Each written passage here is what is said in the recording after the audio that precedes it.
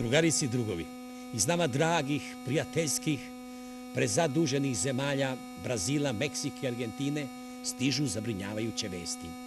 Tamo je šačica od nekoliko stotina hiljada nezadovoljnih građana demonstrirala protiv našeg Međunarodnog monetarnog fonda. Šta imaju ti Argentinci, Brazilci i Meksikanci?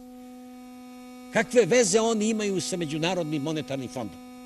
Međunarodni monetarni fond je naš. Znaju li oni koliko smo se mi odricali, koliko se odričemo i koliko ćemo se tek odricati da bi taj Međunarodni monetarni fond bio naš?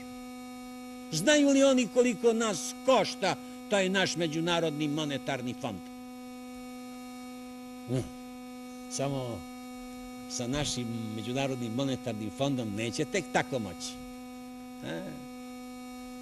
Mi ćemo naš monetarni fond braniti svi do jednoga.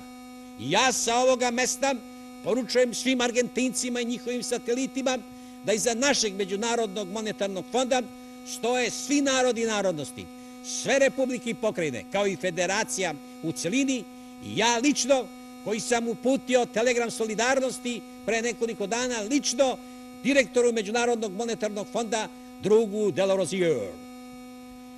Svaki naš građanin, radnik, seljak, student, učenik, učenica, branit će ovaj naš fond svim sredstvima. Naš Međunarodni monetarni fond može da računa na svih 20 milijardi dolara,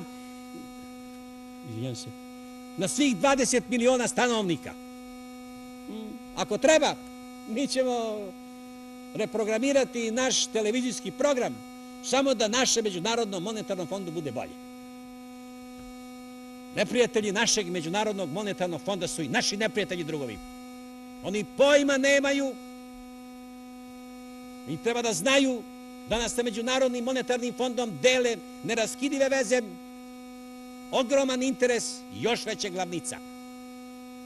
Naš Međunarodni monetarni fond je naša bliska prošlost, naša sadašnjost, a kako stvari stoje, i daleka budućnost. Hvala. Hvala u ime Međunarodnog monetarnog fonda.